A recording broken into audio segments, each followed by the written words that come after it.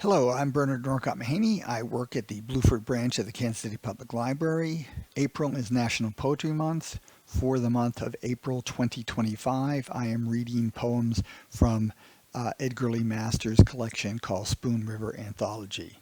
This collection of poems is the fictional conceit is that we are wandering through the graveyard at Spoon River, Illinois. It's up on the hill. And as we go through it, we see tombstones, and then the ghosts of those buried there speak to us. So each day I'm reading 3 poems. Today, George Gray, the Honorable Henry Bennett, and Griffy the Cooper. George Gray.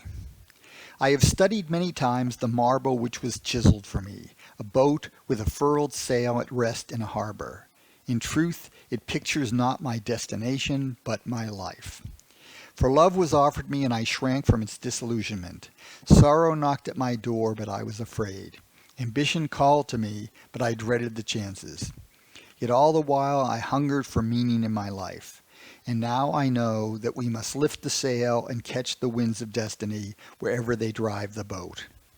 To put meaning in one's life may end in madness, but life without meaning is the torture of restlessness and vague desire.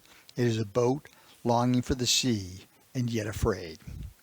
So here we have a guy who basically had a nothing life. He had a nothing life because he was afraid, and so the boat at rest, which is of course supposed to indicate that the soul is in heaven and at rest. He says that, yeah, that was my life. I didn't do anything. The Honorable Henry Bennett. It never came into my mind until I was ready to die that Jenny had loved me to death with malice of heart. For I was 70, she was 35, and I wore myself to a shadow trying to husband Jenny, rosy Jenny full of the ardor of life. For all my wisdom and grace of mind gave her no delight at all, in very truth. But ever and anon she spoke of the giant strength of Willard Schaefer and of his wonderful feat of lifting a traction engine out of the ditch one time at George E. Kirby's. So Jenny inherited my fortune and married Willard, that mount of brawn, that clownish soul. So here we've got an old man who married a younger woman. She, of course, had her eyes on this big hunk of a guy, and when he died, she then did marry with his money, with the Bennett's money, did marry the hunky guy. Griffy the Cooper. The Cooper should know about tubs, but I learned about life as well.